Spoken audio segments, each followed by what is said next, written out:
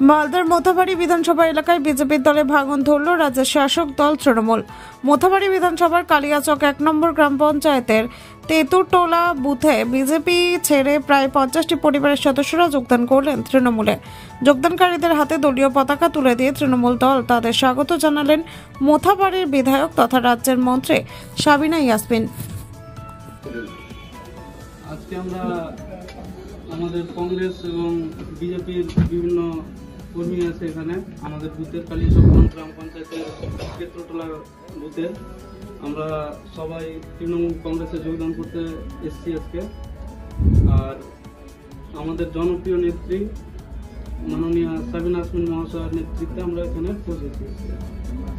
আজকে বাংলার মুখ্যমন্ত্রী শ্রীমতী মমতা ব্যানার্জি উন্নয়নে সামিল হওয়ার জন্য ওনার আদর্শে অনুপ্রাণিত হয়ে আজকে কালিয়াচক 1 গ্রাম পঞ্চায়েতের তেতুরটোলা গ্রামে প্রায় 50টি পরিবার আজকে তৃণমূল কংগ্রেসে যোগদান করেছেন এবং আমরা তারপর সকলকে তৃণমূল কংগ্রেস পরিবারে স্বাগত জানাচ্ছি। এবং 50টি পরিবার বললেও ভুল হবে, কারণ যারা আজকে এখানে জয়েন করেছে তারা প্রকৃত সবাই কিন্তু বিজেপির একনিষ্ঠ কর্মী, ফলে ওই বুথটা আমাদের অনেক ভালো হবে এবং সকলে আমরা একসঙ্গে কাজ করব।